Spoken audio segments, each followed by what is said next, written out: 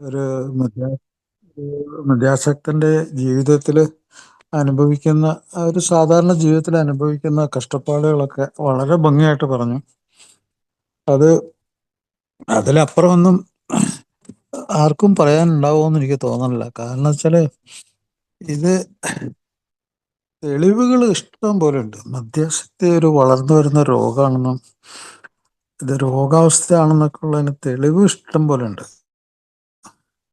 പക്ഷെ അത് മനസ്സിലാക്കാനും ഒരു ചികിത്സയിൽ എത്തിപ്പെടാനും വർഷങ്ങൾ, ദശാബ്ദങ്ങൾ, ഏതാനും വർഷങ്ങളല്ല, ദശാബ്ദങ്ങൾ എടുക്കും. 10, 20, 25, 30 വർഷങ്ങളൊക്കെ പിടിക്കും ഇത് മനസ്സിലാക്കി വരാനും. അന്നേരത്തേക്കും സമയമൊക്കെ വൈകിപ്പോവും. അത് ഉണ്ടാക്കുന്ന പ്രത്യാഘാതങ്ങൾ, ജീവഹാനി, അല്ലെങ്കിൽ ജീവിതത്തിൻ്റെ മേന്മ നഷ്ടപ്പെടലും, കൂടെ ജീവിക്കുന്നവരൊക്കെ എങ്ങും എത്താതെ ഡെസ്പറേറ്റായിട്ട് എന്ത് ചെയ്യണമെന്നറിയാതെ അലഞ്ഞു തിരിഞ്ഞ് നടക്കുന്ന ഒരവസ്ഥ. ഇതൊക്കെ ആലോചിക്കുമ്പോഴത്തേക്ക് ശരിക്കും പറഞ്ഞൊരു വലിയ ദയനീയമായിട്ടുള്ളൊരു ചിത്രമാണ് വാസ്തവത്തിൽ. മദ്യാസക്ത രോഗത്തിനെ കുറിച്ച് പറയുമ്പോൾ അതൊരു ദയനീയമായിട്ടുള്ളൊരു ചിത്രമാണ്. അത് വാസ്തവത്തിൽ അയാളുടെ കൂടെ ജീവിക്കുന്നവർക്ക് അയാളെക്കാൾ കൂടുതൽ നന്നായിട്ടറിയാം. ഒരുപക്ഷെ അയാളുടെ സുഹൃത്തുക്കൾക്കും അയാളെക്കാളും വളരെ നന്നായിട്ടറിയാം. അയാളോട് സഹതാപവും സ്നേഹമുള്ള പല ആളുകൾക്കും അതറിയാം. പക്ഷെ അയാൾക്ക് മാത്രം ശക്തമായിട്ടുള്ള ഒരു തിരിച്ചറിവ് അത് എത്രയോ ദിവസങ്ങളോ ആഴ്ചകളോ മാസങ്ങളോ വർഷങ്ങളോ ഒക്കെ കഴിഞ്ഞാലും അത് അയാളുടെ ഉള്ളിലേക്ക് എത്തിപ്പെടുന്നില്ല. അപ്പോൾ ആൽക്കഹോളിസം ഡിസീസ് എന്നുള്ളതാണ് ഇപ്പോൾ ഞാൻ സംസാരിക്കാൻ ഉദ്ദേശിക്കുന്നത്, ഒരു രോഗം എന്നുള്ള അവസ്ഥ. അപ്പോൾ അതുകൊണ്ട് ഒത്തിരി ഗുണങ്ങളുണ്ട്. ഈ മദ്യാസക്തി ഒരു രോഗം എന്ന് പറഞ്ഞ് മനസ്സിലാക്കുമ്പോൾ വളരെയധികം ഗുണങ്ങളുണ്ട്. ചില ആൾക്കാർ ഇപ്പോൾ സാധാരണ ജനങ്ങളാണ് കേട്ടോ, വിവരമില്ലാത്ത ചില ഡോക്ടർമാരും ചില സാധാരണ സാമൂഹ്യ പ്രവർത്തകരും രാഷ്ട്രീയക്കാരും ഒക്കെ വേറെ രീതിയിലും മനസ്സിലാക്കുന്നുണ്ട്. അപ്പോൾ അത് രോഗമാണെന്ന് മനസ്സിലാക്കുന്നതിൽ ഒത്തിരി ഗുണങ്ങളുണ്ട്. ഒന്ന്, ഈ മദ്യപാന രോഗം എന്നുള്ളത് ഒരു സദാചാരത്തിൻ്റെതിൽ നിന്നും ഒരു രോഗം എന്നുള്ള അവസ്ഥയിലേക്ക് മാറുന്നു. അപ്പോൾ അത് സ്വീകരിക്കാനും രോഗത്തിന് ചികിത്സ വേണമല്ലോ, അത് ചികിത്സിക്കാനും എളുപ്പമായി മാറുന്നു. നേരെ മറിച്ചൊരു സദാചാരം എന്ന് പറയുമ്പോഴത്തേക്ക് അതിൽ നിന്ന് മാറി നിൽക്കാൻ ഭയങ്കര ബുദ്ധിമുട്ടാണ്. ഏറ്റവും കൂടുതൽ മനുഷ്യരെ വേട്ടയാടുന്ന, മനുഷ്യരെ അപമാനിക്കുന്ന സംഗതികളൊക്കെയാണ് ഈ സദാചാരം, മോറൽ ഫെയിലിയർ എന്നൊക്കെ പറയുന്നത്.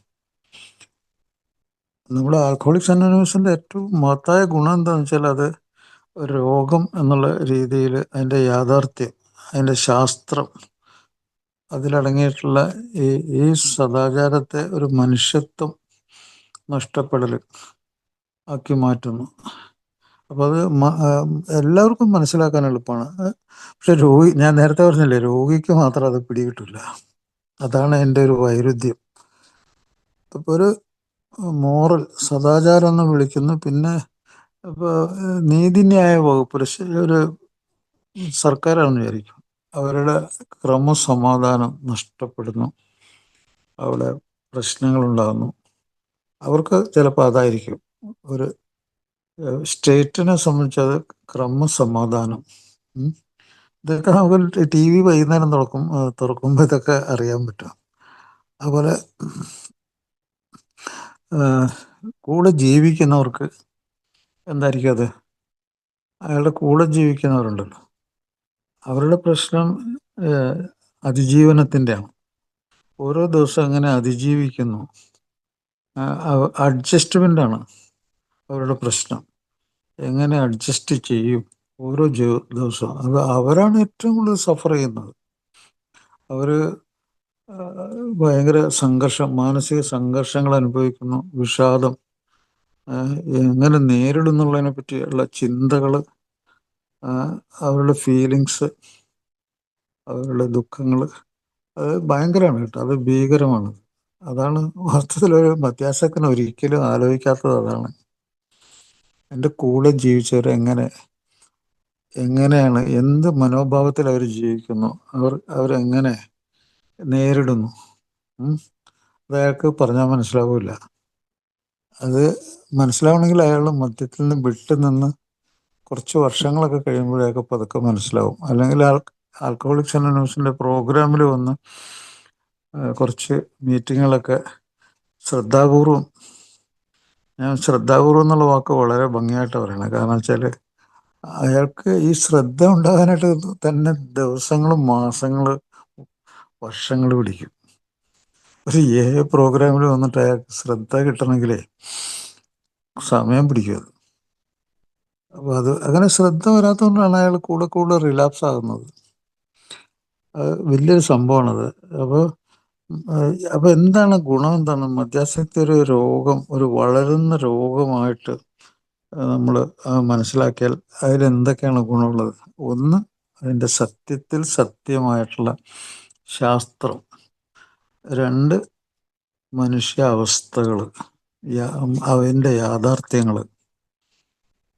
അതൊരു കുടുംബം, ഒരു ജോലിസ്ഥലം, ഒരു സമൂഹം, ഒരു അയൽവക്കം, നിയമലംഘനം, ഇതൊക്കെ ഒരാളുടെ ഒരു ദിവസത്തെ ജീവിതത്തിൽ, ഓരോ ദിവസത്തെ ജീവിതത്തിൽ നേരിടേണ്ട സംഗതികളാണ്. അപ്പം അങ്ങനെ തന്നെ മനസ്സിലാക്കുന്നതാണ് നല്ലത്. മദ്യാസക്തനെ സംബന്ധിച്ചിടത്തോളം കൂടെ ജീവിക്കുന്നവർ ആദ്യം മനസ്സിലാക്കുന്നത് എന്താണ്?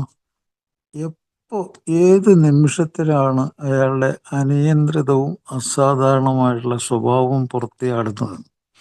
അവർ ഞെട്ടിത്തരിച്ച് വിറച്ചിരിക്കുകയായിരിക്കും.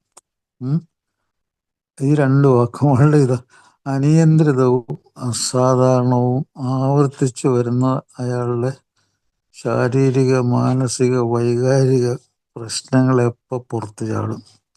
അവരങ്ങനെ നെഞ്ചിടിപ്പോടെ അത് കാത്തിരിക്കുക ഓരോ ദിവസവും, അവരുടെ അതിജീവനം. അത് ഒരു മദ്യാസക്തനെ എന്നും മനസ്സിലാക്കുന്നു. അന്ന് അയാൾക്ക് രക്ഷപ്പെടാനുള്ള ആഗ്രഹം, ശക്തമാകാനുള്ളൊരു മനുഷ്യത്വം, ഒരു സാധ്യതയുണ്ട്. എന്ന് വരെ അയാൾക്ക് മനസ്സിലാകുന്നില്ലേ, അന്ന് വരെ അയാൾ വിജയിക്കാനും പോകുന്നില്ല. അപ്പോൾ അതാണ് അതിൻ്റെ കാര്യം. അതിൻ്റെ സത്യത്തിൽ സത്യമായ കാര്യം അതാണ്. അങ്ങനെ മനസ്സിലാക്കാൻ അയാൾക്ക് കഴിഞ്ഞാൽ അയാൾക്ക് അയാളുടെ ഉള്ളിലേക്ക് നോക്കാനുള്ള ശക്തി കിട്ടും. അയാളുടെ കൂടെ ജീവിക്കുന്നവരിലേക്ക് നോക്കാനുള്ള ശക്തി കിട്ടും. നിർവ്യാജമായിട്ട് സത്യസന്ധതയോട് കാണാനുള്ള ഒരു ധൈര്യം കിട്ടും. ഒരു തൻ്റെ ഇടം അയാൾക്കുണ്ടാവും. ബുദ്ധിശക്തി തിരികെ കിട്ടും.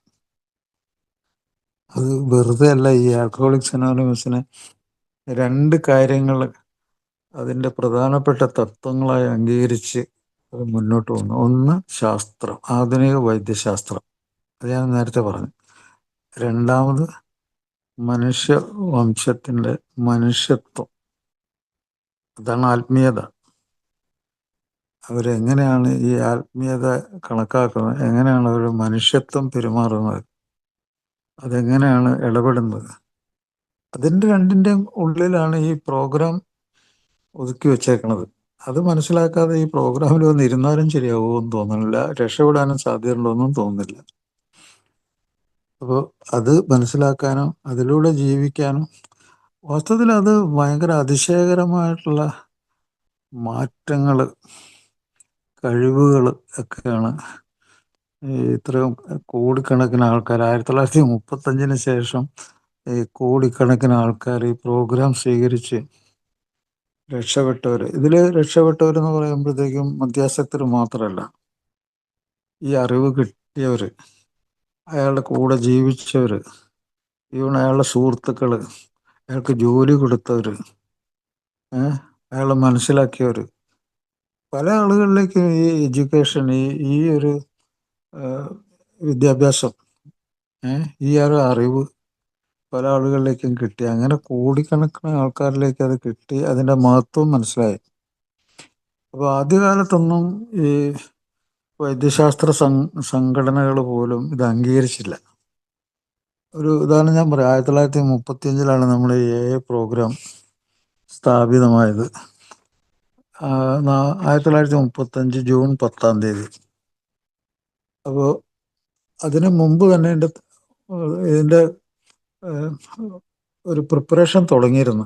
എത്രയോ വർഷം മുമ്പ്, അതിൻ്റെ മുമ്പ്, ഈ 35 വർഷം മുമ്പ് തന്നെ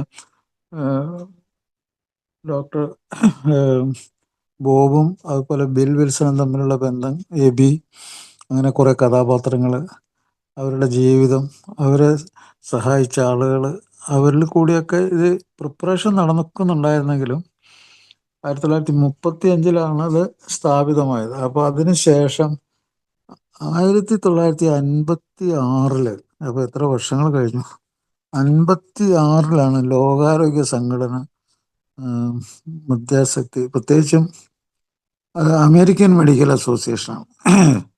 അമേരിക്കൻ മെഡിക്കൽ അസോസിയേഷൻ ആദ്യം 1956 ഇത് രോഗമാണെന്ന് പറഞ്ഞത്, ഡിസീസ്. അതും കഴിഞ്ഞിട്ട് 1969 ഈ അമേരിക്കയിലെ ഫിസിഷ്യൻ അസോസിയേഷൻ അവർ മനസ്സിലാക്കിയത്. പിന്നീട് പല ലോകത്തിലെ മെഡിക്കൽ അസോസിയേഷനൊക്കെ അത് സമ്മതിച്ചു. അപ്പോൾ അതിൻ്റെ ക്രെഡിറ്റ് ആർക്കാ പോകുന്നത്? ഈ ആൽക്കഹോളിക്സ് അനോണിമസിനാണ്. അവരാണ് ശരിക്കത് കണ്ടുപിടിച്ച് അവരെ സഹായിച്ചവരും. അപ്പോൾ ആ രീതിയിൽ ഇതിൻ്റെ മുൻഗണന ഈ നമ്മളിപ്പോൾ ഇരിക്കുന്ന ഈ പ്രോഗ്രാമിന് തന്നെയാണ്. അപ്പോൾ ഒരു രോഗമാകുമ്പോഴത്തേക്കും ഇപ്പോൾ ഒരു ചോദ്യമുണ്ട്, എന്ത് രോഗമാണെന്ന് ചോദിക്കും. ഇതെന്ത് രോഗമാണ്? ഇതെന്ത് രോഗമാണെന്ന് ചോദിച്ചു കഴിഞ്ഞാൽ ഫസ്റ്റ് ആദ്യമേ തന്നെ ഉത്തരം പറയാവുന്ന ഒരു റീസൺ, ഒരു യുക്തി എന്താണെന്ന് വെച്ചാൽ ഇത് മനസ്സിൻ്റെ രോഗമാണ്. It's A disease of the mind. ഒരു മദ്യാസക്തൻ മദ്യം കഴിക്കുന്ന അയാളുടെ മനസ്സ് പറഞ്ഞിട്ടാണ്, മനസ്സ് തോന്നിപ്പിച്ചിട്ടാണ്, മനസ്സിൻ്റെ പ്രേരണയാണ്. അയാള് മറ്റുള്ളവർ അങ്ങനെയുള്ള കാര്യം ചെയ്തിട്ട് അത് കണ്ട് മനസ്സിലാക്കിയ അയാളുടെ മനസ്സാണ് അയാളെ പ്രേരിപ്പിച്ചത്. അപ്പോൾ മനസ്സിൻ്റെ രോഗം എന്നാണ് പറയണത്. മനസ്സെന്ന് പറഞ്ഞാൽ യഥാർത്ഥത്തിൽ എന്താണ്? മനസ്സെന്ന് പറഞ്ഞാൽ ശരിക്കും ബ്രെയിനാണ്. ഏറ്റവും വലിയ ശാസ്ത്രം അതാണ്.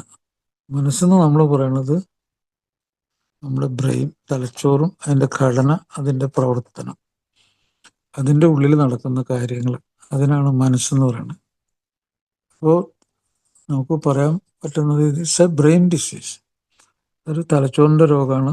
അത് മുന്നോട്ട് വളരുന്ന രോഗമാണ്.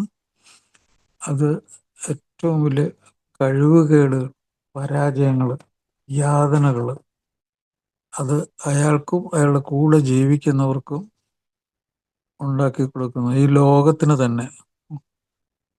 ഞാൻ നേരത്തെ പറഞ്ഞല്ലോ, ഈ സ്റ്റേറ്റ് മനസ്സിലാക്കുന്നത് അതുപോലെ മറ്റാളുകൾ മനസ്സിലാക്കുന്നത് ഒക്കെ ഞാൻ പറഞ്ഞു. അപ്പോൾ ആ തരത്തിൽ നോക്കുമ്പോഴത്തേക്കും നമ്മൾ ഈ സമൂഹത്തെയും രാജ്യത്തെയും നമ്മളെ എല്ലാ ബന്ധങ്ങളെയും എല്ലാ യാഥാർത്ഥ്യങ്ങളെയും ഒക്കെ മറികടക്കുന്ന ഒരു മാരക രോഗമാണിത്. ഇതിങ്ങനെ വെറും വാക്കുകളിൽ പറഞ്ഞാൽ അല്ല, ഇത് അനുഭവത്തിലൂടെയാണ് നമ്മളിപ്പോൾ ഈ പ്രോഗ്രാമിൽ ഇതൊക്കെ പറയുന്ന അനുഭവങ്ങൾ. ആ അനുഭവങ്ങളിൽ നിന്ന് പഠിച്ച കാര്യങ്ങൾ, ആ അനുഭവങ്ങൾ ഉണ്ടാക്കി വെച്ച യാഥാർത്ഥ്യങ്ങൾ, അതിൽ നിന്ന് പഠിച്ചിട്ട് അതിനെ മറികടന്നത്, ഇതെല്ലാം കൂടി ചേർന്നാണ് ആൽക്കഹോളിക്സ് അനോണിമസ്.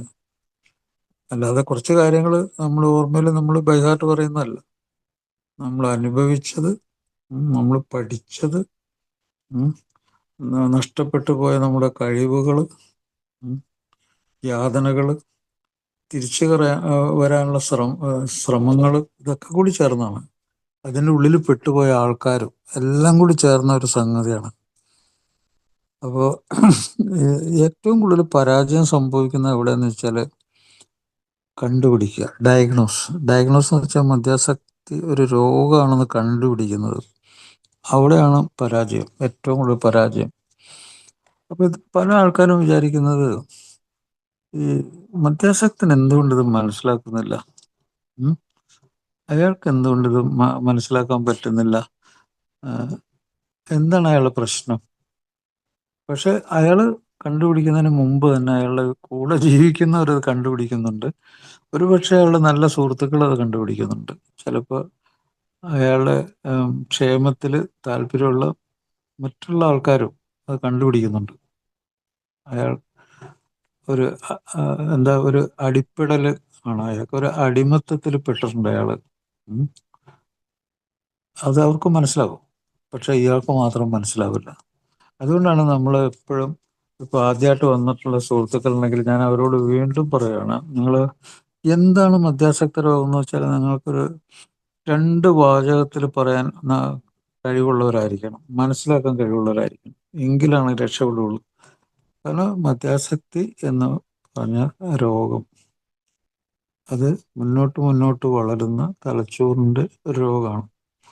അത് പുറത്തേക്ക് പ്രത്യക്ഷപ്പെടുന്നത് മാനസികമായിട്ടുള്ള അവസ്ഥകളുടെ കുഴപ്പത്തിലൂടെയാണ്. അതെവിടെയാണ് മാനസിക കുഴപ്പം? അയാളുടെ ചിന്തകൾ, അയാളുടെ തോന്നലുകൾ, വികാരങ്ങൾ, സ്വഭാവങ്ങൾ, അയാളുടെ ബന്ധങ്ങൾ, ആ ബന്ധങ്ങളെ പറ്റിയൊക്കെ അയാൾക്ക് ഈ ലോകത്തെ പറ്റി മനസ്സിലാക്കാനുള്ള യാഥാർത്ഥ്യ ബോധം, ഇതിനൊക്കെ ബാധിക്കുന്ന ആവർത്തിക്കപ്പെടുന്ന അസാധാരണമായ രോഗമാണത്. അപ്പോൾ അതിൽ നിന്ന് മനസ്സിലാവുന്നത് എത്ര സീരിയസ് ആണ്. പിന്നെ അതിൻ്റെ പ്രധാന ലക്ഷണങ്ങൾ എപ്പോഴും ഓർത്തിരിക്കണം.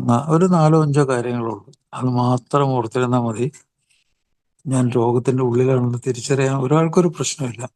ഒന്ന്, അയാൾ അതിനോടൊരു ആർത്തി, ഒരു ലഹരി വസ്തു ഉപയോഗിക്കുക, അതിനോടൊരു ആർത്തി. അത് മദ്യവും മറ്റു ലഹരിയാകാം, അത് ഉപയോഗിക്കുന്ന മറ്റു ബന്ധപ്പെട്ട സംഗതികളാകാം. അപ്പോൾ ഉദാഹരണം, മദ്യം ഉപയോഗിക്കുന്ന ആൾ സിഗരറ്റ് വലിക്കും, അപ്പോൾ അയാൾ ഡബിൾ അഡിക്ഷനാണുള്ളത്, നിക്കോട്ടിൻ ആൻഡ് ആൽക്കഹോൾ.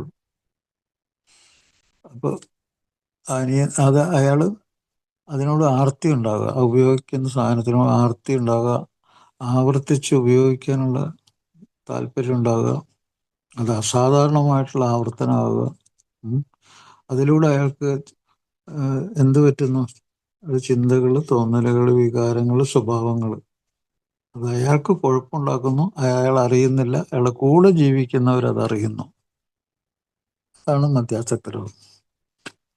അപ്പോൾ ആർത്തി. രണ്ടാമത്, അയാൾക്ക് അനിയന്ത്രിതവും അസാധാരണമായ സ്വഭാവം ഉണ്ടെന്ന് ഞാൻ നേരത്തെ പറഞ്ഞു, രണ്ടാമത്തെ രോഗലക്ഷണം. മൂന്നാമത്തെ, എപ്പോഴും അയാളുടെ ഉള്ളിൽ നിന്ന് ഇത് ഉപയോഗിക്കാനുള്ള നിർബന്ധം പുറത്ത് ചാടിക്കൊണ്ടിരിക്കും. ഈ പുറത്ത് ചാടുന്നത് അയാളുടെ ചുറ്റുപാടാണ് അയാളെ അതിലേക്ക് കൊണ്ടുപോകുന്നത്. അയാളുടെ സമൂഹം, അയാളുടെ സുഹൃത്തുക്കൾ, അയാൾ പോയിട്ടുള്ള സ്ഥലങ്ങൾ, വസ്തുക്കൾ, ഇടപെട്ടുള്ള വസ്തുക്കൾ ആയിട്ട് ഓർമ്മകൾ, ഇമേജസ് ഒക്കെ അയാളുടെ ബ്രെയിനിലേക്ക് വരും. അപ്പോൾ അങ്ങനെ, അപ്പോൾ ഒന്നാമത് ആർത്തി, രണ്ടാമത് അയാളുടെ കൺട്രോൾ, അനിയന്ത്രിതത്വം, മൂന്നാമത് അയാളുടെ നിർബന്ധം, നാലാമത് വരുന്നത് വരും വരായികളെക്കുറിച്ച് അറിഞ്ഞിട്ടും അത് ആവർത്തിക്കുന്ന സ്വഭാവം. ഇത് മറക്കാൻ പാടില്ല. അയാൾക്ക് മറ്റാരേക്കാളും വരും വരായികൾ അറിയാം മദ്യം കഴിച്ച് എന്ത് വരുമെന്ന്. അതറിഞ്ഞിട്ടാണ് അയാളത് ഉപയോഗിക്കുന്നത്. അവിടെ ഒരു മാനസിക കുഴപ്പമില്ലേ? അങ്ങനെ ആരെങ്കിലും ചെയ്യൂ? ഒരാൾ വരും വരായികൾ അറിഞ്ഞിട്ടും ആ സംഗതിയിലേക്ക് തന്നെ പോയിട്ട് കുഴപ്പമുണ്ടാക്കുക എന്നുള്ളത്, അതൊരു മാനസികമായിട്ട് സമനില തെറ്റുന്ന ഒരാളുടെ പ്രശ്നമല്ലേ? അവിടെ തന്നെ അതിന് ഉത്തരവുണ്ട്. ഒരു മാനസിക രോഗത്തിൻ്റെ ലക്ഷണം അതിൽ തന്നെ ഉണ്ട്. അപ്പോൾ മദ്യാസക്ത രോഗത്തിനെ വിളിക്കുന്നത്, ലോകാരോഗ്യ സംഘടന വിളിക്കുന്നത് ഒരു മാനസിക രോഗവും ഒരു സ്വഭാവ വൈകല്യ രോഗവും എന്നാണ് പറയുന്നത്. It's A mental and behavioural disease എന്ന് പറയുന്നത്. ഇത് രണ്ടും തന്നെ ഒരാൾക്ക് വരാൻ പോകാമെന്ന് അറിയുകയാണെങ്കിൽ അയാൾ അതിൻ്റെ ഉള്ളിലേക്ക് ചാടാൻ ആരും ധൈര്യപ്പെടില്ല. ഇത് ഇങ്ങനത്തെ ഒരു സംഭവം എന്ന് അറിയുകയാണെങ്കിൽ അതിലേക്ക് ചാടാൻ ആർക്കെങ്കിലും ധൈര്യമുണ്ട്. അപ്പോൾ അതുകൊണ്ട് ഓരോ റിലാപ്സും, ഓരോ പുനർപതനവും എന്തിൻ്റെ ലക്ഷണമാണ്? ശക്തമായ ഒരു മാനസിക സമനില തെറ്റലും ഒരു മാനസിക രോഗത്തിൻ്റെ ലക്ഷണമാണ്. പക്ഷെ അത് അംഗീകരിക്കാൻ പല ആൾക്കും പറ്റില്ല. ഒരാൾ മദ്യം കഴിക്കുമ്പോൾ അത് മാനസിക രോഗം എന്ന് പറഞ്ഞാൽ അയാൾ വിശ്വസിക്കുമോ? പക്ഷെ ലോകാരോഗ്യ സംഘടന എഴുതി വെച്ചേക്കണത് അത് മാനസിക രോഗമാണ്, അത് സ്വഭാവ വൈകല്യ രോഗമാണ്. ഇത് രണ്ടും മാറിയത് ഇങ്ങനെ കുഴപ്പമുണ്ടായത് അയാളുടെ ബ്രെയിനിൽ കുഴപ്പമുണ്ടായിട്ട് ആ ബ്രെയിനിൻ്റെ പ്രവർത്തനത്തിനാണ് നമ്മൾ മനസ്സെന്ന് പറയുന്നത്. അതിൽ കൂടിയാണ് അത് പുറത്തേക്ക് വന്നത്. അപ്പോൾ ഇത് മനസ്സിലാക്കാൻ വലിയ ബുദ്ധിമുട്ടൊന്നുമില്ല. അപ്പം ഇത്തരം കാര്യങ്ങൾ അയാളുടെ രോഗലക്ഷണങ്ങളായിട്ടുണ്ട്. അപ്പോൾ ഈ സംഘടിതമായിട്ടുള്ള വൈദ്യശാസ്ത്രം ഇപ്പോഴും പലപ്പോഴും ഇങ്ങനെയൊക്കെയുള്ള രോഗികളെ പുറത്ത് നിർത്തുന്നുണ്ട്.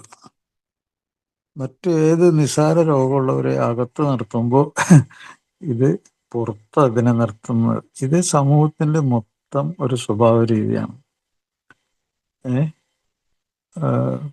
വൈദ്യശാസ്ത്രം അതിനെ അത്ര കണക്കാക്കുന്നില്ല.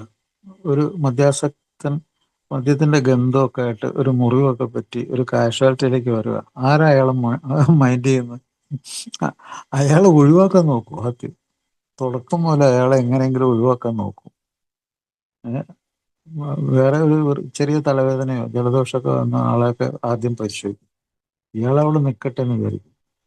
അല്ലെങ്കിൽ അയാൾ എന്തെങ്കിലും പ്രശ്നം ഉണ്ടാക്കി കഴിഞ്ഞാൽ അയാളെ വിളിക്കായിരിക്കും.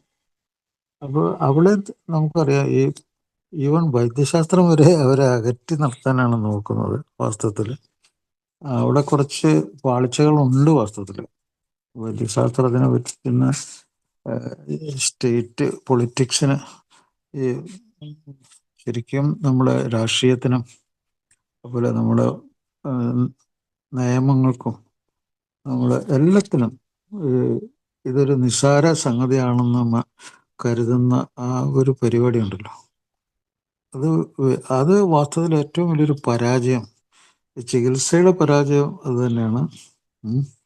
രോഗികൾ രക്ഷപ്പെടാത്തതിൻ്റെ പരാജയം അത്. കാരണം കൂടെ ജീവിക്കുന്നവർ അനുഭവിക്കുന്ന വിഷമങ്ങളുടെയും ഒരു പരാജയം ഇതുകൊണ്ട് തന്നെയാണ്.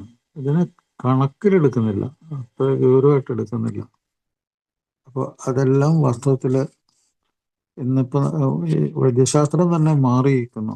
അപ്പോൾ ഏതാണ് സീരിയസ് ആയിട്ടുള്ള ഒരു രോഗം, സീരിയസ് ആയിട്ടുള്ള അവസ്ഥ എന്ന് അതിന് മനസ്സിലാക്കാൻ പറ്റൂല്ലെങ്കിൽ ഇതൊരു പരാജയം തന്നെയായിട്ട് എനിക്കും തോന്നണം. വാസ്തവത്തിൽ ഈ അകറ്റി നിർത്തലും പ്രശ്നങ്ങൾ, ഒരു മദ്യാസക്തൻ വയലൻ്റ് ആവുകയാണെങ്കിൽ, ഒരു ആശുപത്രിയിലേക്ക് വരുവാണെങ്കിൽ, ഒരു മനുഷ്യൻ എന്നുള്ള നിലയ്ക്ക് തന്നെ അയാൾക്ക് മദ്യം കഴിച്ചില്ലെങ്കിലും വയലൻ്റ് ആകാനുള്ള സാധ്യതയുണ്ട്. അയാൾക്കൊരു പനി വന്നാൽ വയലൻ്റ് ആകാൻ പറ്റും, ഡെലിവറിയും.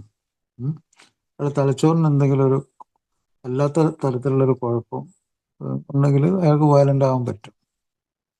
അപ്പോൾ എല്ലാം ഒരേ കരുതലോടെ അവരെ സമീപിച്ചു കഴിഞ്ഞാൽ, ഇപ്പോൾ വയലൻ്റ് ആകുമ്പോഴത്തേക്കും ഒരു പ്രശ്നമുണ്ട്. അയാളുടെ മാത്രം പ്രശ്നമല്ല, അവിടെ കൂടി നിൽക്കുന്ന എല്ലാവരുടെയും കൂടി പ്രശ്നമാണത്. അപ്പോൾ ആദ്യം ശ്രദ്ധിക്കപ്പെടേണ്ട രോഗി അയാളാണ്. ഏറ്റവും ഇമ്പോർട്ടൻ്റ് പേഴ്സൺ അതാണ്.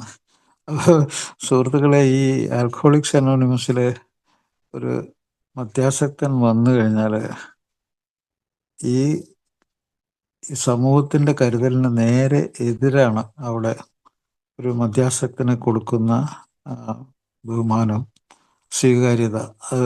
അത് നിങ്ങളെപ്പോഴും ശ്രദ്ധിച്ചിട്ടുണ്ടായിരിക്കും തോന്നണം. ഇവിടെ ഞാൻ സംസാരിക്കുകയാണെങ്കിലോ, നമ്മുടെ പ്രോഗ്രാമിലെ സുഹൃത്തുക്കളൊക്കെ സംസാരിക്കുകയാണെങ്കിലോ, അവർ എത്ര കരുതലോടുകൂടിയാണ് ആദ്യമായിട്ട് വരുന്ന ആളുകൾ. അതാണ് കറക്റ്റ്. അത് തന്നെയാണ് ശരിയായ കാര്യം. അപ്പോൾ അയാൾക്കത് ഫീൽ ചെയ്യണം. അതുകൊണ്ട് തന്നെ ഒരു മദ്യാസക്തനോട് സമീപിക്കുമ്പോൾ സമീപിക്കുന്ന ആൾ ഒരു വലിയ ഹയർ ലെവലിൽ നിന്ന് ഞാൻ ഭയങ്കര സംഭവം എന്നുള്ള രീതിയിൽ സമീപിക്കുമ്പോൾ അയാളുടെ സമീപനം വേറെ ആയിരിക്കും.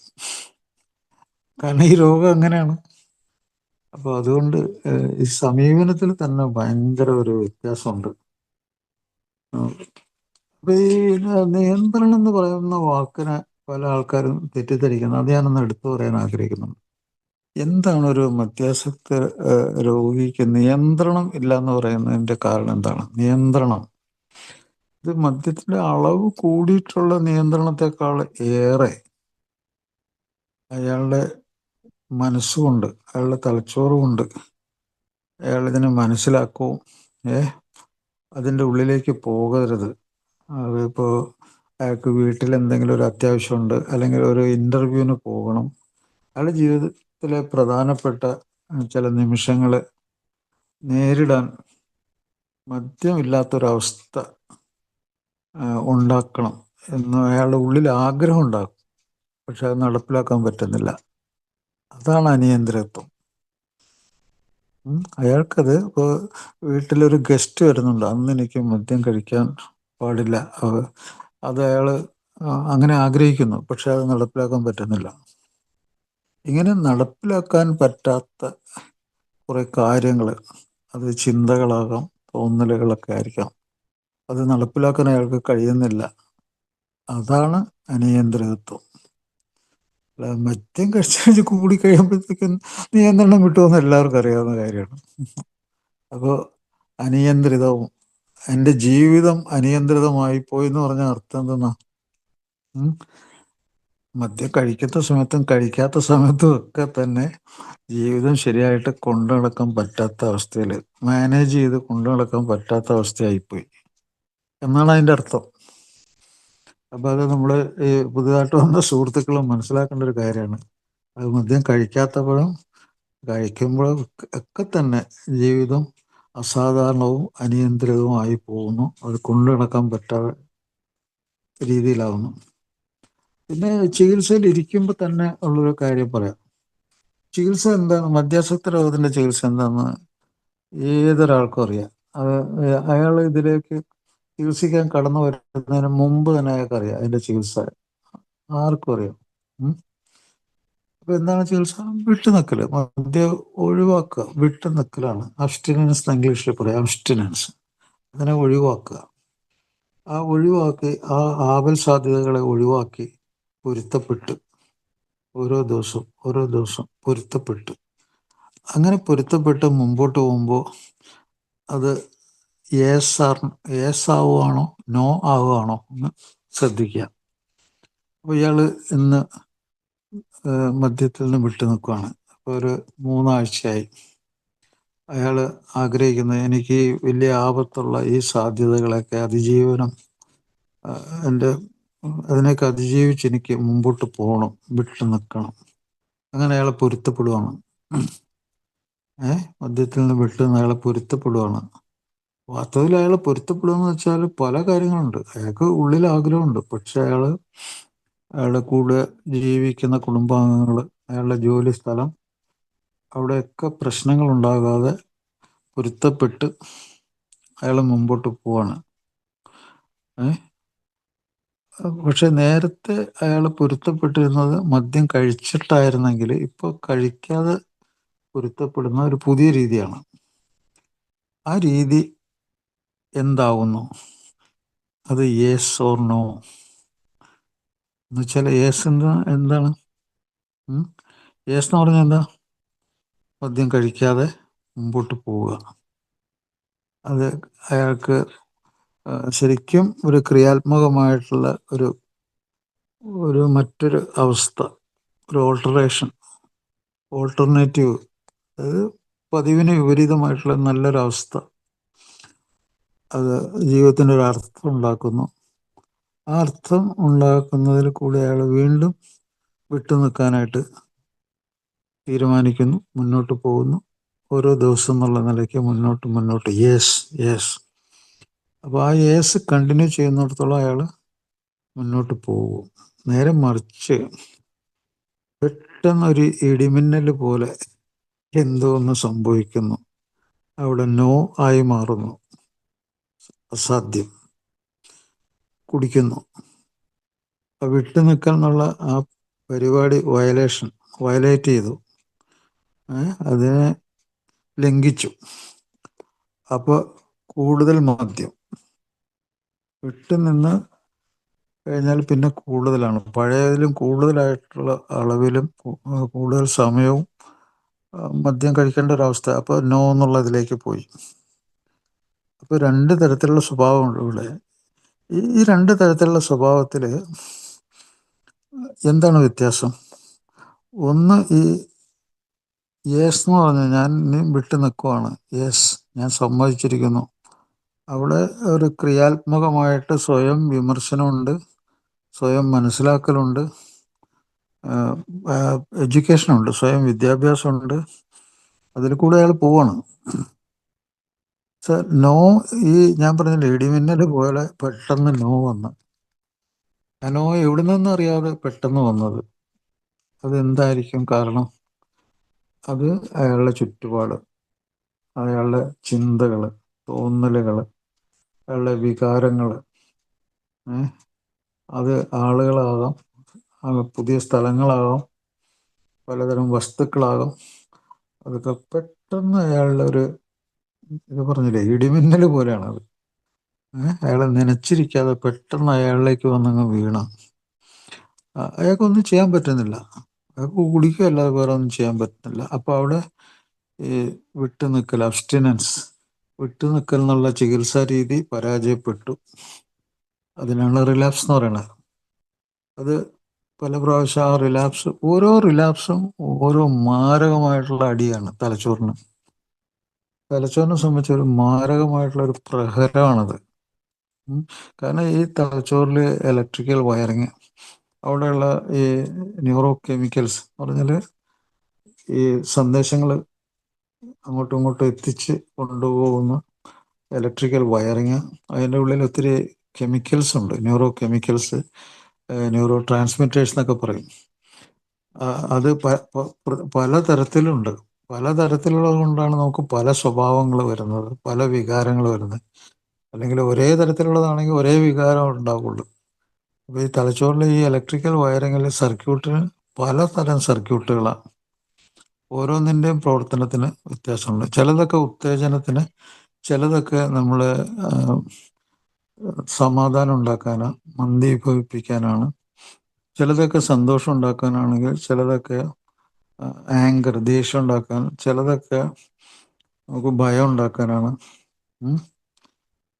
അങ്ങനെ വെറുപ്പുണ്ടാക്കാനാണ്, അമിത സന്തോഷം ഉണ്ടാക്കാനുള്ള, സങ്കടം ഉണ്ടാക്കാനാണ്. അങ്ങനെ ഓരോ തരത്തിലും തലച്ചോറിൽ ഇലക്ട്രിക്കൽ വയറിംഗ് ഉണ്ട്.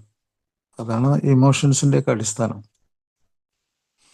ഇതുകൂടാതെ നമ്മൾ തലച്ചോറ് കേന്ദ്ര നാഡീവ്യൂഹം എന്നൊക്കെ പറയും. തലച്ചോറിൻ്റെ ഏറ്റവും ടോപ്പിൽ ഏതാനും മില്ലിമീറ്റർ മാത്രം കട്ടിയുള്ള സ്ഥലം തലച്ചോറിൻ്റെ ആ ഭാഗത്തു നിന്നാണ് നമ്മളെ ഉന്നത ചിന്തകൾ, ഹയർ തിങ്കിങ് എന്ന് പറയും. ഹയർ തിങ്കിങ്, ഏറ്റവും ഔന്നത്യമുള്ള നമ്മുടെ ചിന്തകൾ, ആ ചിന്തകൾ നമ്മൾ ക്രിയാത്മകമായി മാറ്റുന്നു. അത് നമ്മുടെ വലതുവശത്തുള്ള തലച്ചോറും ഇടതുവശത്തെ തലച്ചോറും ഒരുമിച്ച് ചേർന്ന് ചില തീരുമാനങ്ങൾ എടുത്ത് അത് പരസ്പരം യോജിപ്പിച്ച് ഒരു തീരുമാനത്തിലെത്തി ആ തീരുമാനം നടപ്പിലാക്കാനായിട്ട് ശ്രമിച്ച് അങ്ങനെ തലച്ചോറ് പ്രവർത്തിക്കുന്നു. അപ്പോൾ അവിടെ ചില പദ്ധതികൾ ആസൂത്രണമൊക്കെ ചെയ്യാൻ പറ്റും. ഇന്ന് ചെയ്യണം, ഇന്ന് ചെയ്യണ്ട, അങ്ങനെ വേർതിരിച്ചറിയാനുള്ള കഴിവുണ്ട്. ജഡ്ജ്മെൻ്റ് ഉണ്ട്. വരും വരായികൾ എന്തായിരിക്കും എന്ന് മനസ്സിലാക്കാനുള്ള കഴിവുണ്ട്. തീരുമാനം എപ്പോൾ എടുക്കണം തീരുമാനിക്കാൻ പറ്റും. ഇതൊക്കെ ഞാൻ പറയില്ല, ഏറ്റവും ടോപ്പിലുള്ള തലച്ചോറിൻ്റെ ഒരു വെറും 4 മില്ലിമീറ്ററൊക്കെ കനമുള്ള തലച്ചോറിൻ്റെ ആ ഭാഗത്താണ് ഈ സർക്യൂട്ടിലാണ് ഇതൊക്കെ നടക്കുന്നത്. അപ്പോൾ അത് നമ്മുടെ സോഷ്യലായിട്ടുള്ള, നമ്മുടെ സാമൂഹ്യമായിട്ടുള്ള ബന്ധങ്ങൾ, അതിലുള്ള നമ്മുടെ ബുദ്ധിശക്തി, നമ്മുടെ സ്നേഹം, അതുപോലെ നമ്മുടെ ഭയം. നമ്മൾ ഭയമുള്ളപ്പോഴത്തേക്കും നമ്മൾ എന്താ ചെയ്യുന്നത്? നമ്മൾ ഓടി രക്ഷപ്പെടാൻ നോക്കുക. നമ്മളെ ഭയപ്പെടുത്തുന്നത് നമ്മളെ കൊല്ലാനാണ് വരുന്നതെങ്കിൽ നമ്മൾ ഓടി രക്ഷപ്പെടാൻ നോക്കും. നേരെ മറിച്ച് ബലഹീനനായിട്ടുള്ള ഒരാളാണെങ്കിൽ നമ്മൾ കീഴ്പ്പെടുത്താൻ നോക്കും. അപ്പോൾ അവിടെ നമ്മൾ വരുംവരായികളൊക്കെ ആലോചിച്ചു പെരുമാറുന്നുണ്ട്. അപ്പോൾ അങ്ങനെയൊക്കെ തലച്ചോറിന് ഈ പെരുമാറ്റം ഇതൊക്കെ പോവും. ഇതെല്ലാം ഈ സർക്യൂട്ട് കേട് വരുന്നതോടുകൂടി ഇതൊക്കെ പോവും. എന്ത് ചെയ്യണമെന്ന് പോലും അറിയാൻ പാടില്ല. അമിത ഭയമായിരിക്കാം. ഭയം കൊണ്ട് സിറ്റുവേഷനെ നേരിടാൻ പറ്റില്ല. സങ്കടം കൊണ്ട് നേരിടാൻ പറ്റില്ല. സാമൂഹ്യമായിട്ടുള്ള ബന്ധങ്ങൾ അലങ്കോലപ്പെട്ട് സ്വീകരിക്കപ്പെടില്ല. മറ്റുള്ളവർക്ക് തോന്നും ഇത് ഇയാളുടെ വെറും അഭിനയമാണ്, ഇയാളുടെ ഉള്ളിൽ വെറും പൊള്ളയായ സാധനമാണ്. അപ്പോൾ നമ്മൾ ഒരു വികാരം പ്രകടിപ്പിക്കുക, മറ്റൊരാൾക്ക് കൂടി അത് ഫീൽ ചെയ്യണം. അങ്ങനെയാണ് മനുഷ്യൻ്റെ തലച്ചോറ് ശരിയാക്കിയേക്കണം. അങ്ങനെ അതൊരു കണ്ണാടിയിൽ നോക്കുന്ന പോലെ. ഒരാൾ കണ്ണാടിയിൽ നോക്കുമ്പോൾ അയാളുടെ മുഖം അയാളെ കാണുന്നു, അയാളുടെ ചിത്രം കാണുന്നു. വേറൊരാൾ അയാളുടെ അടുത്ത് നിന്ന് അയാളെയും കാണുന്നു, അയാളുടെയും ചിത്രം കാണുന്നു ആ കണ്ണാടിയിൽ. അപ്പോൾ അയാൾ മറ്റുള്ളവർ അയാളെപ്പോലെ തന്നെ മനസ്സിലാക്കാനുള്ള ഒരു സംഗതി നമ്മുടെ തലച്ചോറിലുണ്ട്. നമ്മളെപ്പോലെ തന്നെ നമ്മുടെ കൂടെയുള്ളവരെ മനസ്സിലാക്കാൻ. അപ്പോൾ അവിടെയാണ് ശരിയായിട്ടുള്ള സ്നേഹം, പരിഗണന, ഉപദ്രവിക്കരുത് എന്നുള്ളൊക്കെ ചിന്തകൾ. നമ്മൾ മനുഷ്യരാകുന്നതൊക്കെ അങ്ങനെയാണ്. തലച്ചോറ് അതിനുവേണ്ടി സജ്ജമാക്കിയിട്ടുണ്ട്. അപ്പോൾ നമ്മൾ ഈ നല്ല ആചാരങ്ങളൊക്കെ തലച്ചോറിൽ വരുന്നുണ്ട്. അപ്പോൾ അതിനൊക്കെ കുഴപ്പം എങ്ങനെ? ഇപ്പോൾ പല ആൾക്കാരും പറയുന്നു മദ്യം കഴിച്ചാൽ ഒരാൾ സ്വഭാവം മോശമല്ല എന്നൊക്കെ വിചാരിക്കുന്ന ആൾക്കാരുണ്ട്. മണ്ടത്തിലാണത്. തലച്ചോറിന് ഏത് രീതിയിൽ കേടുപറ്റി കഴിഞ്ഞാലും ഇത് നമ്മുടെ ബിഹേവിയർ, നമ്മുടെ സ്വഭാവം അവിടെ നിന്ന് വരുന്നത്. അതുകൊണ്ട് കേടുപറ്റും.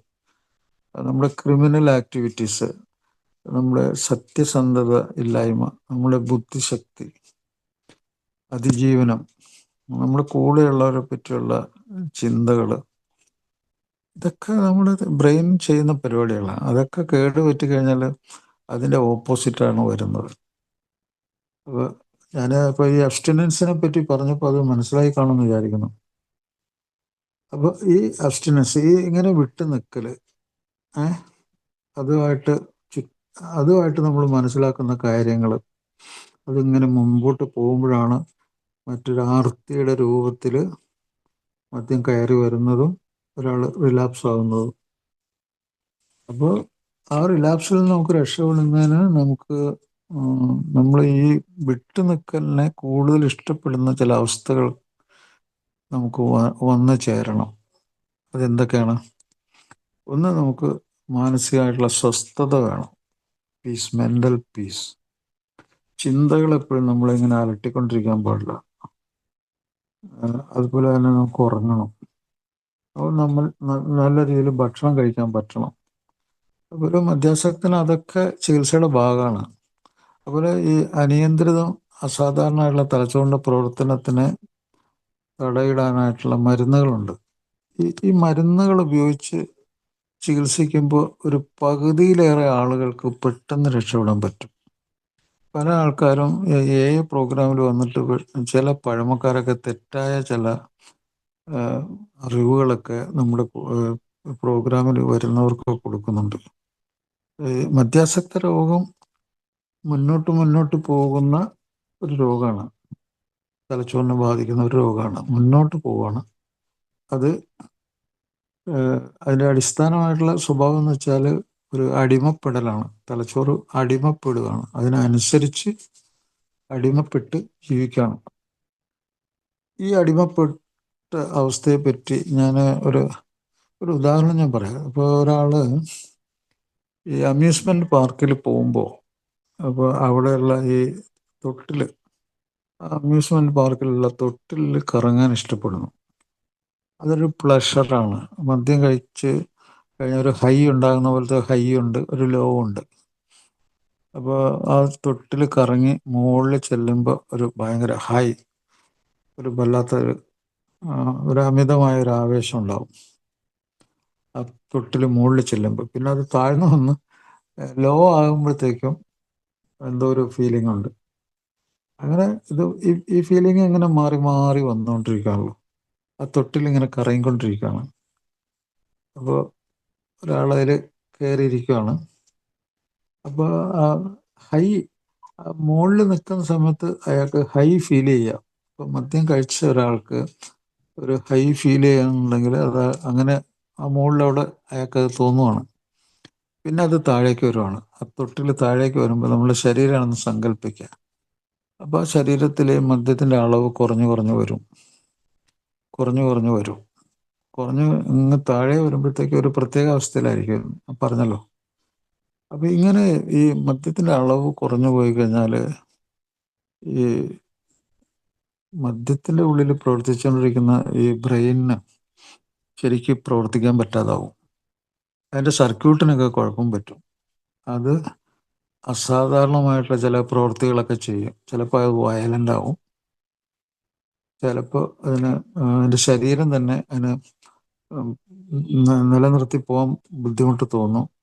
ചിലപ്പോൾ ഡെലീറിയം, മതിവിഭ്രമം വരും, ബോധത്തിന് വ്യത്യാസം വരും, കൈയൊക്കെ വിറയ്ക്കാൻ തുടങ്ങും. ശരിക്കും സ്റ്റഡി ആയിട്ട് ബാലൻസ്ഡായിട്ട് ഇരിക്കാൻ പറ്റില്ല, ചിന്തിക്കാൻ പറ്റില്ല, നിക്കക്കള്ളി ഇല്ലാതാവും. അപ്പോൾ ആ അവസ്ഥ വരുമ്പോഴത്തേക്കും ഈ മദ്യത്തിന് അടിപ്പെട്ടെന്നുള്ളതിൻ്റെ ഉറപ്പെന്താണ്? കുറച്ച് മദ്യം കൊടുത്താൽ അതങ്ങ് മാറും. ശരീരം അങ്ങനത്തെ ഒരു അവസ്ഥയിലേക്കാവും മദ്യം കൊടുത്താൽ സ്റ്റഡിയായി. അപ്പോൾ മദ്യം കഴിക്കുമ്പോൾ സ്റ്റഡി ആവുക, കുറഞ്ഞു പോകുമ്പോൾ അങ്കലാപ്പിലാവുകയും ചെയ്യുന്ന ഒരവസ്ഥ, അതാണ് വിഡ്രോവൽ എന്ന് പറയും.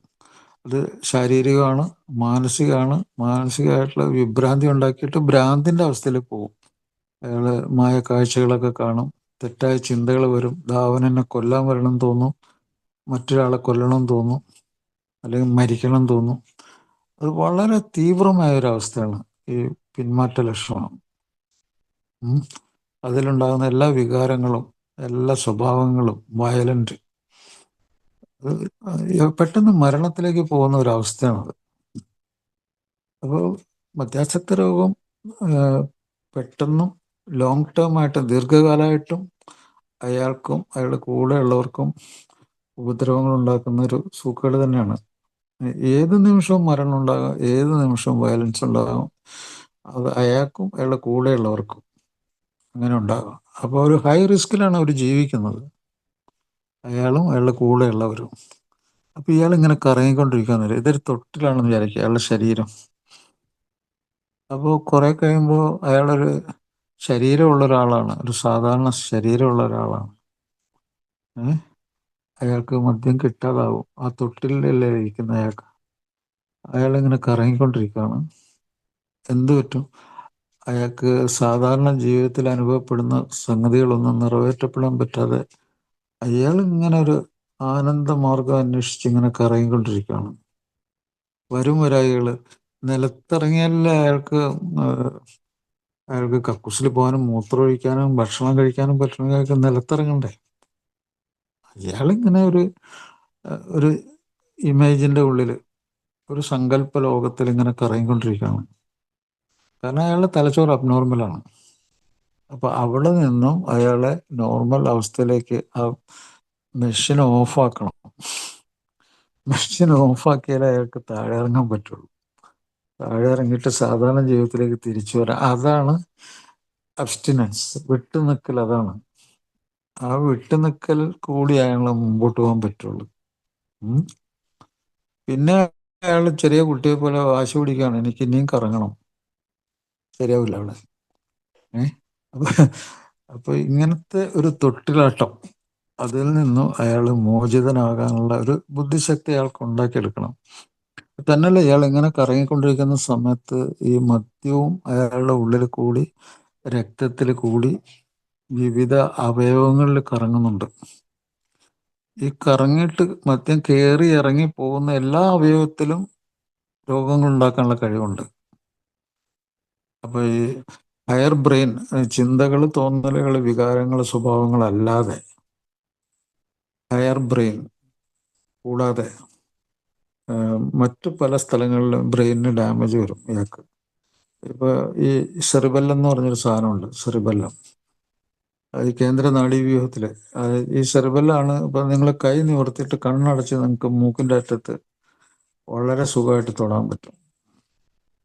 ഒരു മദ്യാസക്തന് അത് സാധിക്കില്ല. മദ്യത്തിൻ്റെ ഉള്ളിൽ അയാൾക്ക് തീരെ തൊടാൻ പറ്റില്ല. ഈ സെറിബെല്ലത്തിന് അത് ഡീജനറേഷൻ, അത് ദ്രവിച്ചു തുടങ്ങിക്കഴിഞ്ഞാൽ അയാളുടെ നടത്തം തന്നെ അപകടത്തിലാവും. ഒന്നിലും അയാൾക്ക് കോർഡിനേഷൻ, ഒരു സുസംഘടിതമായിട്ടുള്ളൊരു ചലനം ഉണ്ടാവില്ല. ബാലൻസ് തെറ്റിപ്പോവും, കംപ്ലീറ്റ് ബാലൻസ് ഇല്ലാതാവും.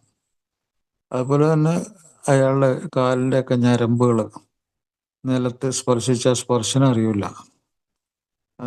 അതുപോലെ തന്നെ നമുക്ക് പുറത്തേക്ക് പല വിഷമങ്ങളും നമ്മൾ അറിയാതിരിക്കാൻ നമ്മുടെ തലച്ചോറ് പ്രവർത്തിക്കുന്നുണ്ട്.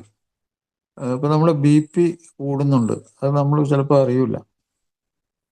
പക്ഷെ മദ്യാസക്തൻ്റെ ഉള്ളിലെ ഈ തലച്ചോറിൽ ഈ ഓട്ടോമാറ്റിക് കൺട്രോളുള്ള സ്ഥലം, അവിടുത്തെ ഞരമ്പുകളൊക്കെ കുഴപ്പത്തിലാവും. അപ്പോൾ കുഴപ്പത്തിലാകുമ്പോഴത്തേക്ക് ഇയാളുടെ BP ഒക്കെ കൂടിക്കഴിഞ്ഞാലുള്ള പ്രത്യാഘാതങ്ങളൊന്നും നമ്മൾ അറിയില്ല. അതുകൊണ്ടാണ് ഈ പിന്മാറ്റ ലക്ഷണത്തിൽ ഡി അഡിക്ഷൻ സെൻ്ററിൽ വന്ന് കയറുന്ന ആളുണ്ടല്ലോ, അയാൾ BP വളരെ കൂടുതലാണെങ്കിൽ അയാൾ അതുകൊണ്ട് മരിച്ചു പോകാം. അയാൾ BP കൂടിയിട്ട് സ്ട്രോക്ക് വന്നിട്ട് തലച്ചോറിന് കുഴപ്പം പറ്റി അയാൾ മരിക്കാം. ഹാർട്ടിൻ്റെ മിടിപ്പ് കൂടിയിട്ട് ഹാർട്ട് പമ്പിങ് അസാധ്യമായിട്ട്, അല്ലെങ്കിൽ പമ്പിങ് റെഗുലർ അല്ലാതായിട്ട് മരിച്ചു പോകാം. ഇതൊക്കെ നടക്കുന്നുണ്ട് അതിൻ്റെ ഉള്ളിൽ. ഇതൊന്നും നമ്മളെ അറിയിക്കാറില്ല നമ്മുടെ ശരീരം. എന്താണ് ശരീരത്തെ അറിയിക്കാതെ, നമ്മൾ ഉപദ്രവം ഉണ്ടാക്കാതെ കൺട്രോൾ ചെയ്യാനുള്ള ഒരു ഭാഗം തലച്ചോറിലുണ്ട്. നമ്മളെ ശരീരത്തിൻ്റെ പ്രവർത്തനം കൊണ്ട് നമ്മളെ ബുദ്ധിമുട്ടുണ്ടാക്കാതെ നമ്മളെ സംരക്ഷിക്കുന്ന ഇതുണ്ട്. അതിനൊക്കെ കുഴപ്പം പറ്റും.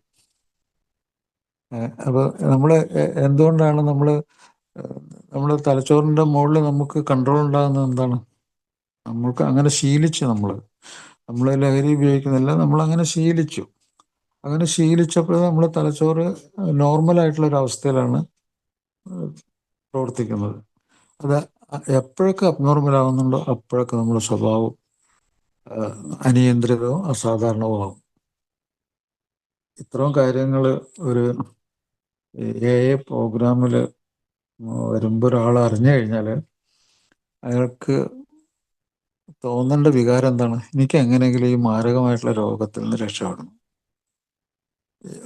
ഒരു കാര്യം കൂടി, കേന്ദ്ര നാഡീവ്യൂഹത്തിൽ വരുന്ന മറ്റൊരു രോഗമാണ് ഈ കൊഴ്സാക്കോസ് സൈക്കോസിസ്. കൊഴ്സാക്കോ എന്ന് പറഞ്ഞ ഡോക്ടർ കണ്ടുപിടിച്ചാണ് കൊഴ്സാക്കോസ് സൈക്കോസിസ്.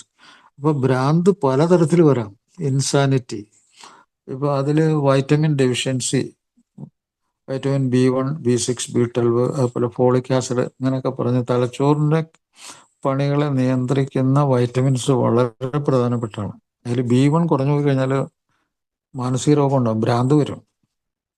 വെർണിക്കേസ് എന്ന് പറഞ്ഞ ഡോക്ടർ കണ്ടുപിടിച്ചൊരു പ്രത്യേക രോഗമുണ്ട്. ആ രോഗം ഈ B1 കുറഞ്ഞു പോയിട്ട് ആൾ മരിച്ചു പോകുന്നൊരവസ്ഥയാണത്. അതിന് ഈ മദ്യാസക്തരിൽ അങ്ങനെയൊക്കെയുള്ള രോഗലക്ഷണമൊക്കെ കണ്ടു കഴിഞ്ഞാൽ ഉടനെ തന്നെ ആശുപത്രിയിൽ എത്തുമ്പോൾ ഡോക്ടർ ഉടനെ ഞരമ്പിൽ കൂടിയൊക്കെ ഈ B1 ഇഞ്ചക്ഷനൊക്കെ ഉടനെ എടുക്കും. പല കാരണങ്ങൾ കൊണ്ട് ഒരാൾക്ക് പെട്ടെന്നുള്ള മരണം സംഭവിക്കാം. അപ്പോൾ ഈ കാര്യങ്ങളൊക്കെ നമ്മൾ പഠിക്കുകയും മനസ്സിലാക്കുകയും നമ്മൾ ഈ വൈദ്യശാസ്ത്രത്തിൻ്റെ ഈ കാര്യങ്ങളൊക്കെ അതിനാണ് നമ്മൾ ഈ മീറ്റിംഗ് ഒരു സ്പെഷ്യൽ മീറ്റിംഗ് ആണ്. ഇതിൽ ശാസ്ത്രത്തിൻ്റെതായിട്ടുള്ള കാര്യങ്ങൾ മാത്രമല്ല, ജീവിതത്തിൻ്റെ, നമ്മുടെ നിത്യജീവിതത്തിൻ്റെ ഓരോ മേഖലയിലുള്ള നമ്മുടെ പരാജയങ്ങൾ, ജീവിതം അസാധ്യമാകുന്നത്, അതായത് സാമൂഹ്യമായിട്ടുള്ള ചുറ്റുപാടുകൾ തകരാറാവുന്നത്, ജോലി സംബന്ധമായിട്ടുള്ള തകരാറ്, അതുപോലെ നമ്മുടെ ഫാമിലി സെപ്പറേറ്റ് ചെയ്യുന്നത്, സെപ്പറേഷൻ, ഭാര്യ ഭർത്തൃ ബന്ധം സെപ്പറേഷൻ ഉണ്ടാകുന്നത്, കുട്ടികൾ വിദ്യാഭ്യാസം ഇല്ലാതാകുന്നത്, സഹായം ഇല്ലാതെ അവരുടെ ആവശ്യങ്ങൾ നിറവേറ്റാതെ പല കുട്ടികളും മരിക്കുന്നു. നേരത്തെ ചികിത്സ കിട്ടാതെ എത്രയോ കുട്ടികൾ മരിച്ചിട്ടുണ്ട്. അപ്പോൾ ഈ പ്രോഗ്രാം നമുക്ക് എല്ലാ തരത്തിലും നമുക്ക് ജീവിക്കാനുള്ള ഒരു അവസ്ഥ നമുക്ക് ഉണ്ടാക്കി തരും. ഷെയറിങ് കൂടി കിട്ടുന്ന അനുഭവങ്ങൾ, അതിനൊരു സത്യത്തിൻ്റെ പ്രകാശമുണ്ട്, യാഥാർത്ഥ്യത്തിൻ്റെ ഒരു തിരിച്ചറിവുണ്ട്. അതുകൂടാതെ ഈ ശാസ്ത്രം, നമ്മളിപ്പോൾ ഇന്ന് പറയുന്ന ഈ ശാസ്ത്രം, അതൊരു എവിഡൻസാണ്, തെളിവാണ്. ആ തെളിവ് എങ്ങനെയാണ് മനസ്സിലാകുന്നത്? ഒരാൾ മദ്യത്തിൽ നിന്ന് വിട്ടു നിന്നാൽ അയാളുടെ സ്വഭാവത്തിന് മാറ്റം വരുന്നു, അയാളുടെ ശരീരത്തിന് മാറ്റം വരുന്നു, അയാളുടെ മനസ്സിന് മാറ്റം വരുന്നു, അയാളുടെ കഴിവിന് മാറ്റം വരുന്നു, അയാളുടെ ബന്ധങ്ങളിൽ മാറ്റം വരുന്നു. ഈ മാറ്റത്തെ അയാൾ ആസ്വദിക്കുകയും അതിനെ ഇഷ്ടപ്പെടുകയും അതിനെ ബലപ്പെടുത്തുകയും ചെയ്തില്ലെങ്കിൽ ഈ പ്രോഗ്രാമിൽ വന്നിട്ടൊന്നും അയാൾക്ക് യാതൊന്നും തിരിച്ചു പിടിക്കാനില്ല. ഇപ്പോൾ ഇവിടെ അനുഭവങ്ങൾ പങ്കുവെച്ച സുഹൃത്തുക്കൾ, അങ്ങനെ തിരിച്ചു പിടിച്ച സുഹൃത്തുക്കൾ പറയുമ്പോഴാണ് ഒരു പ്രചോദനം ഉണ്ടാകുന്നത്. പക്ഷെ ആ പ്രചോദനത്തിനെ വെല്ലുവിളിക്കുന്ന രീതിയിലാണ് മദ്യാസക്ത രോഗം.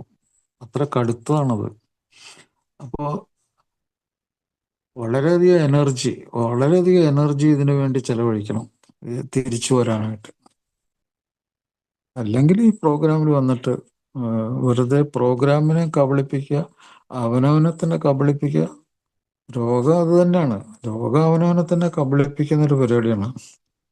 അതുകൊണ്ട് സുഹൃത്തുക്കളെ, ഞാൻ ഈ പ്രോഗ്രാമിൽ അവസാനമായിട്ട് പറയാനുള്ള, പലപ്പോഴും പറഞ്ഞ കാര്യം തന്നെയാണ്, ഈ പ്രോഗ്രാം ശരിക്കും അവനവനിൽ നടപ്പിലാക്കുന്ന കാര്യമാണ്. അതിന് വേണ്ടത് വളരെ പ്രധാനപ്പെട്ട സത്യസന്ധതയാണ്. അവനവനോടുള്ള സത്യസന്ധത. Truthful to one self. അവനവനോടുള്ള സത്യസന്ധത എന്താണത്? അവനവനെ രക്ഷപ്പെടുത്താനുള്ള ഈ അറിവ് നടപ്പിലാക്കുക. അതിൽ വഞ്ചന പാടില്ല. അതിൽ പടികളൊക്കെ അതിന് സഹായിക്കും. പടികൾ വ്യാഖ്യാനിക്കാൻ സഹായിക്കും. ഇപ്പം 4-ാമത്തെ പടി ഇതിന് സഹായിക്കുന്ന ഒരു പരിപാടിയാണ്. അതിസൂക്ഷ്മതയോടെയും ഭയം കൂടാതെയും ഞങ്ങളുടെ ധാർമ്മിക നിലവാരത്തെ വിലയിരുത്തി. എന്താണ് ധാർമ്മിക നിലവാരം? മദ്യം കഴിച്ചിട്ട് മദ്യം കഴിച്ചില്ലെന്ന് പറയുന്നത് ഒരു ധാർമ്മിക നിലവാരത്തെ വഴിതെറ്റിക്കുന്ന സത്യസന്ധത ഇല്ലായ്മയല്ലേ? അത് നടപ്പിലാക്കണം എന്ത് വേണം? അതിസൂക്ഷ്മത വേണം. അത് നടപ്പിലാക്കാതെ വരുമ്പോൾ ഭയം തോന്നും. എത്ര ഭംഗിയായിട്ടത് പറഞ്ഞേക്കണം. അതിസൂക്ഷ്മതയോടെയും ഭയം കൂടാതെയും ധാർമ്മിക നിലവാരത്തെ വിലയിരുത്തും. അപ്പൊ ഇതിൽ വരുന്ന ഒരാൾക്ക് അവനവനോടുള്ള സത്യസന്ധത, എനിക്ക് സത്യസന്ധത. ഇതൊരു സെൽഫിഷ് പ്രോഗ്രാമാണ്. എനിക്ക് വേണ്ടി ഞാൻ നടത്തുന്ന പരിപാടിയാണ്. ഞാനത് മറ്റാരുടെയും പരിപാടി ഞാൻ ഓർക്കുന്നില്ല. ഞാൻ എന്നെ തന്നെ രക്ഷപ്പെടാനായിട്ട് പ്രാഥമികമായിട്ടും ഞാൻ മുന്നിൽ കാണുന്നത് എന്നെ രക്ഷപ്പെടുത്തലാണ്. അതുകൊണ്ട് തന്നെ ഞാൻ ആ കാര്യത്തിൽ സെൽഫിഷാണ്. എന്നെ രക്ഷപ്പെടുത്തലാണ്. മറ്റുള്ളവരൊക്കെ എന്താണെന്നൊന്നും ഞാൻ ഇപ്പോൾ ആലോചിക്കുന്നില്ല. ഞാൻ ആദ്യം രക്ഷപ്പെടുക. വിമാനത്തിൽ യാത്ര ചെയ്യുന്ന ആൾക്കാർ ഒരു ചെറിയ കുട്ടി കൂടെ ഉണ്ടെന്ന് വിചാരിച്ചോളൂ. ആ കുട്ടി കൂടെ ഉള്ളത് കൊണ്ടാണ് ആ കുട്ടി രക്ഷപ്പെടുത്തിയേക്കാന്ന് വിചാരിച്ചാൽ ആ ഓക്സിജൻ്റെ ഇത് തുറക്കാന്ന് വിചാരിച്ചാൽ അത് പമ്പര വിട്ടിട്ടില്ല. കാരണം ഇയാളത് തുറന്ന് വരുമ്പോഴത്തേക്കും ഇയാൾ രക്ഷപ്പെടില്ല. വൈകിപ്പോയാൽ രക്ഷപ്പെടില്ല. ഇയാൾക്ക് കുട്ടിയും രക്ഷപ്പെടുത്താൻ പറ്റില്ല. നേരെ മറിച്ച് അയാൾ ആദ്യം അത് തുറന്നിട്ട് അയാളെ രക്ഷപ്പെടുത്തുക. അപ്പോഴേ അയാൾക്ക് കുട്ടിയെ രക്ഷപ്പെടുത്താൻ പറ്റുള്ളൂ. അപ്പോൾ എന്ത് കാര്യത്തിനും ഈ പ്രോഗ്രാമിൽ നമ്മൾ ആദ്യം നമ്മളെ രക്ഷപ്പെടുത്തണം. അത് വളരെ ഇമ്പോർട്ടൻ്റ് ആണ്. നമ്മൾ രക്ഷപ്പെടണമെങ്കിൽ നമ്മളോടുള്ള ആ സത്യസന്ധത, നമ്മുടെ ബ്രെയിനിന് ഈ റിക്കവറിയിൽ കിട്ടുന്ന ആ വലിയ തിരിച്ചറിവ്, അതെന്താണെന്നറിയോ? നമ്മുടെ ബ്രെയിൻ തന്നെ നമുക്ക് കുറച്ചുകൂടി മെച്ചപ്പെട്ടൊരു ബ്രെയിൻ തിരിച്ചു കിട്ടുവാണ്. നമ്മളെ ഏറ്റവും വലിയ അസറ്റ് നമ്മളെ തലച്ചോറാണ്. അതിന് പണി കിട്ടിക്കഴിഞ്ഞാൽ പിന്നെ ജീവിച്ചിട്ട് വലിയ കാര്യമൊന്നുമില്ല. മാനസിക രോഗിയായിട്ട് ഒരു ആയുസ് മുഴുവൻ ജീവിക്കുക, അല്ലെങ്കിൽ ജയിലിൽ കിടന്ന് ജീവിക്കുക, അല്ലെങ്കിൽ ഒരു ആക്സിഡൻറ്റിൽ ഒരു വശമൊക്കെ തളർന്ന് കിടന്ന് ജീവിക്കാം. അതെന്ത് ജീവിതം? നേരെ മറിച്ച് നമ്മൾ നമ്മളോട് സത്യസന്ധത കാണിക്കുമ്പോൾ നമ്മൾ ശരീരവും നമ്മൾ മനസ്സും രക്ഷപ്പെടുകയാണ്. അതിനുള്ള ആദ്യത്തെ ആ സത്യസന്ധതയിൽ ഇൻ്റലിജൻസ് കൂടി അടങ്ങിയിട്ടുണ്ട്. ഇൻ്റലിജൻസ്, ബുദ്ധിശക്തി അതിലാണ് പ്രവർത്തിക്കുന്നത്. അങ്ങനെ പ്രവർത്തിക്കാത്ത ആരും തന്നെ രക്ഷപ്പെട്ടിട്ടില്ല. വെറും പൊട്ടന്മാരായിട്ട് മാനസിക രോഗികളായിട്ട് ആൾക്കാരെയൊക്കെ ഉപദ്രവിച്ചും ജയിലിൽ കയറി ഇറങ്ങി നടന്നും സ്വന്തം കൂട്ടുകാരനെ കടാരി കൊണ്ട് കുത്തിക്കൊന്നും ഒക്കെ അങ്ങനെ എത്രയോ ദിവസം കേൾക്കുന്ന പരിപാടികളാണ്. അങ്ങനെയൊക്കെ അങ്ങ് ജീവിക്കും. ഇത് വളരെ മഹത്തായ ഒരു പ്രശ്നമാണ്. ഈ രക്ഷപ്പെടൽ ഒരു മഹത്തായ സംഭവമാണ്. അതുപോലെ ഓണസ്റ്റി കഴിഞ്ഞാൽ ഇൻ്റലിജൻസ്, പിന്നെ അതിൽ നിന്ന് കിട്ടുന്ന സമാധാനം, താൽക്കാലികമെങ്കിലും ഒരു പ്രശാന്തമായിട്ടുള്ളൊരു മനസ്സ് തിരിച്ചു കിട്ടും പ്രവർത്തിക്കാൻ. നമ്മൾ ഇപ്പോഴത്തെ അവസ്ഥ രക്ഷപ്പെടുത്തുകയാണ് ബെസ്റ്റ് പോളിസി. ഇപ്പോൾ എനിക്ക് സംഭവിച്ച ഈ കാര്യത്തിൽ നിന്ന് എനിക്ക് രക്ഷപ്പെടാൻ എന്താ വേണ്ടേ? ഒരു സമാധാനമുള്ള മനസ്സ്. പ്രശ്നങ്ങൾ എന്തെങ്കിലും ആയിക്കോട്ടെ, എനിക്കൊരു സമാധാനമുള്ള മനസ്സ്. ആ മനസ്സിന് കൂട്ടുകാരുടെ സഹായം വേണം. ചിലപ്പോൾ നല്ല കൂട്ടുകാരുടെ വീട്ടുകാരുടെ സഹായം വേണം, ഡോക്ടറുടെ സഹായം വേണം, കൗൺസിലറുടെ സഹായം വേണം. അതിനൊന്നും ഒരു ലജ്ജയും ഒരു എന്താ പറയണ ആരും അറിയുമെന്നോ അങ്ങനെയൊന്നും വിചാരിക്കേണ്ട. അതൊക്കെ ഓട്ടോമാറ്റിക്കായിട്ട് നമുക്ക് സഹായം കിട്ടും. അത് സ്വീകരിക്കണം. അങ്ങനെ സോബർ ആയിട്ട് മുന്നോട്ട് പോകുമ്പോൾ ആ 24 മണിക്കൂർ പ്രോഗ്രാം നടപ്പിലാക്കി മുമ്പോട്ട് പോകുമ്പോൾ ഇന്നത്തെ ഒരു ദിവസം എന്നുള്ള ചിന്ത മാത്രം, അതിൽ കൂടെ ശരീരവും മനസ്സും മെച്ചപ്പെടുത്തി നല്ല ഉറക്കം, നല്ല ഭക്ഷണം, നല്ല റിലാക്സേഷൻ, അതൊരു റിപ്പയർ വർക്കായിട്ട് കണക്കാക്കണം. ഒരു ശരീരത്തിനും മനസ്സിനും റിപ്പയറാണ്. അതിൽ കൂടി നമ്മൾ ഒരു പുതിയ ജീവിതം തിരിച്ചു പിടിക്കാൻ പോവാണ്. അങ്ങനെയാണ് നമുക്കൊരു ഉത്തരവാദിത്തമൊക്കെ നമുക്ക് വരുന്നത്. നമ്മൾ ജീവിതത്തെ ശരിക്കും ഒരു കണ്ണാടിയിൽ എന്ന വണ്ണം നമ്മളെയും മറ്റുള്ളവരെയും നോക്കി കാണാൻ തുടങ്ങുന്ന ആ സമയത്താണ്. അപ്പം അവരുടെ വികാരങ്ങൾ നമുക്ക് മനസ്സിലാവും. നമ്മൾ ആളുകളെ സ്നേഹിക്കാനും ബഹുമാനിക്കാനും തുടങ്ങും. അപ്പം നമ്മളാണ് ഏറ്റവും പ്രാധാന്യമുള്ള ഒരു രക്ഷപ്പെടേണ്ട വ്യക്തി എന്ന് നമുക്ക് എപ്പോഴും ത്രൂ ഔട്ട് ദ ലൈഫ്, ഈ ജീവിതം മുഴുവനും നമുക്കത് മനസ്സിലാക്കേണ്ട ഒരു ആവശ്യമുണ്ട്.